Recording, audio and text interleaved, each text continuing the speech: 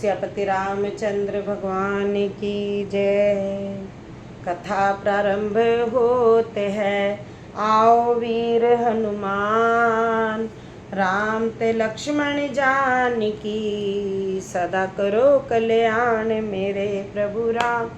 जय जय राम मेरे प्रभु राम, जय जय राम। रामचरितमानस बालकांड नवान पारायण मास पारायण चौथा विश्राम हो चुका है। अब हम उससे आगे पढ़ेंगे।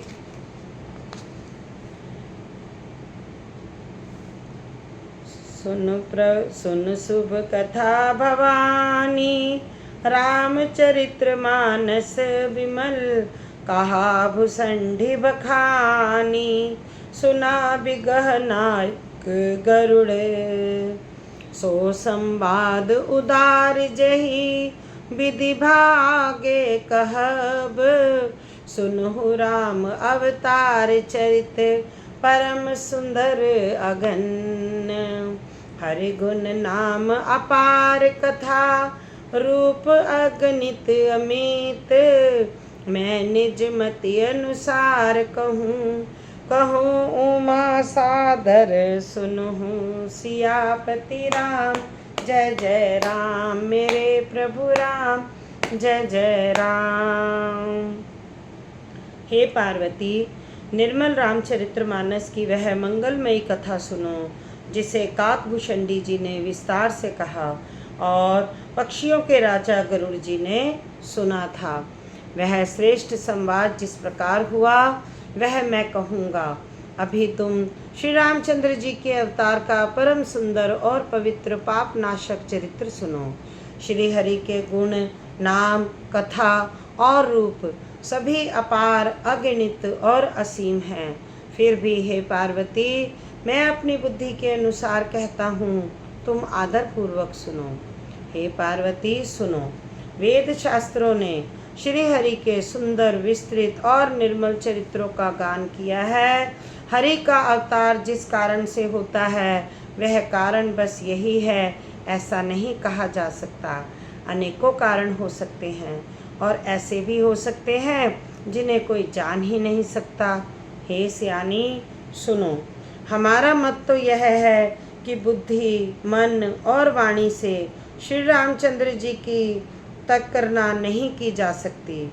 तथापि संत, मुनि, वेद और पुराण अपनी अपनी बुद्धि के अनुसार जैसा कुछ कहते हैं और जैसा कुछ मेरी समझ में आता है, हे सुमुखी, वही कारण मैं तुमको सुनाता हूँ।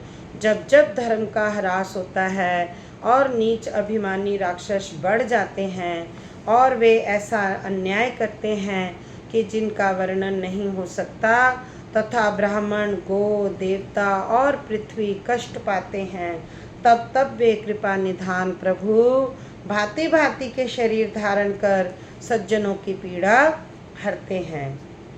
असुर मारी थापहि सुर, राखहि निज श्रुति से तू, जग विस्तारहि विशद जस, राम जन्म कर हेतु सियापति राम। जय जय राम मेरे प्रभु राम, जय जय राम।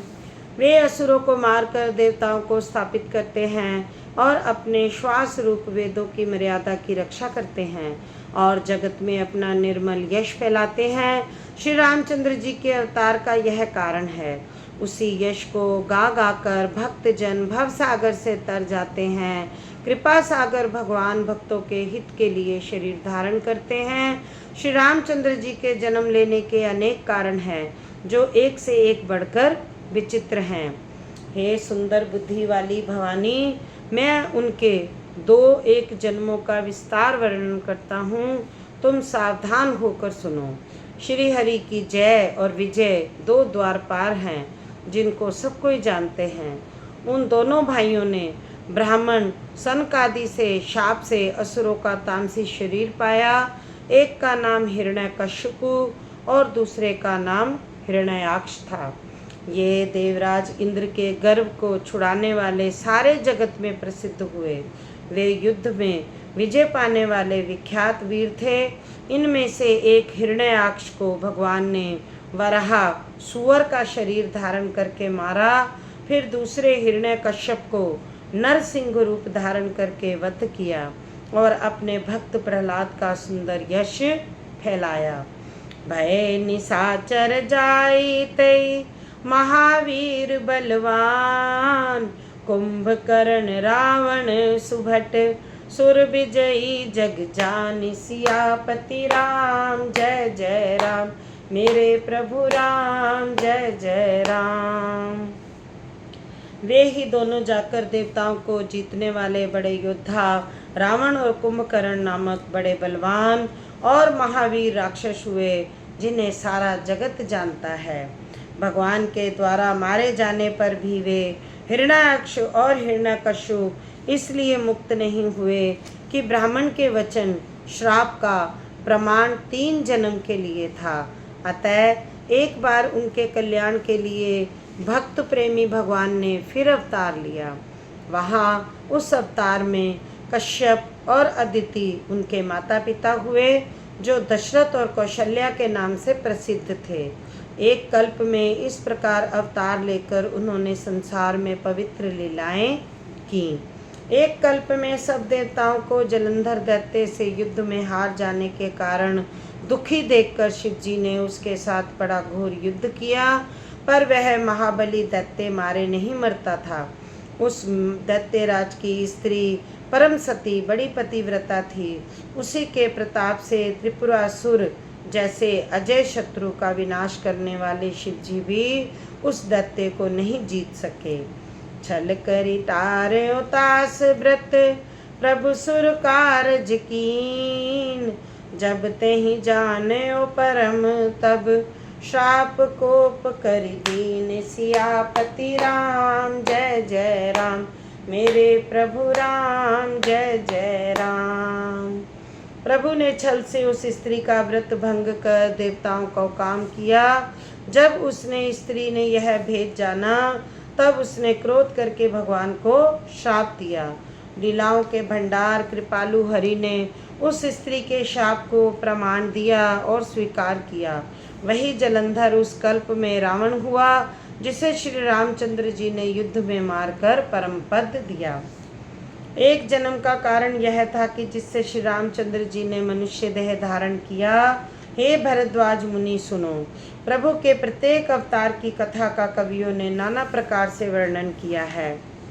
एक बार नारद जी ने श्राप दिया, अतः एक कल्प में उसके लिए अवतार हुआ। यह बात सुनकर पार्वती जी बड़ी चकित हुई और बोली, नारद जी तो विष्णु भक्त और अज्ञानी हैं। मुनि ने भगवान को श्राप किस कारण से दिया? लक्ष्मीपति भगवान ने उनका क्या अपराध किया था? हे पुरारी जी, हे शंकर जी, यह कथा मुझसे कहिए। मुनि नारद के मन में मोह होना बड़े आश्चर्य की बात है। बोले बिहसी महेश तब ज्ञानी मूड ना कोई, जहि जस रघुपति करही जब सो तस तेहि छन होई, सियापति राम जय जय राम, मेरे प्रभु राम जय जय राम। कहो राम गुण गाथ भरद्वाज सादर सुनहु, भव भंजन रघुनाथ भजू तुलसी तजी मान मद। बोल सियापति रामचंद्र भगवान की जय। तब महादेव जी ने हंसकर कहा, ना कोई ज्ञानी है ना मूर्ख। श्री रघुनाथ जी जब जिसको जैसा करते हैं वह उसी क्षण वैसा ही हो जाता है। याज्ञवल्क्य जी कहते हैं, हे भरद्वाज, मैं श्री राम जी के गुणों की कथा कहता हूँ, तुम आदर से सुनो। तुलसीदास जी कहते हैं, मान और मद को छोड़कर आवागमन वश का नाश करने वाले श्री रघुनाथ जी को भजो। हिमालय पर्वत में एक बड़ी पवित्र गुफा थी। उसके समीप ही सुंदर गंगा जी बहती थी। वह परम पवित्र सुंदर आश्रम देखने पर नारद जी के मन को बहुत ही सुहावना लगा। पर्वत, नदी और वन के सुंदर विभागों को देखकर नारद जी का लक्ष्मीकांत भगवान के चरणों में प्रेम हो गया। भगवान का स्मरण करते ही उन नारद मुनि के शाप की, जो शाप उनको दक्ष प्रजापति ने दिया था और जिसके कारण वे एक स्थान पर नहीं ठहर सकते थे, गति रुक गई और मन के स्वाभाविक ही निर्मल होने से उनकी समाधि लग गई। नारद मुनि की यह तपोमयी स्थिति देखकर देवराज इंद्र डर गए। उसने कामदेव को बुलाकर उसका आदर सत्कार किया और कहा कि मेरे हित के लिए तुम अपने सहायकों सहित नारद की समाधि भंग करने जाओ। यह सुनकर मीन ध्वज कामदेव मन में प्रसन्न होकर चला। इंद्र के मन में यह डर हुआ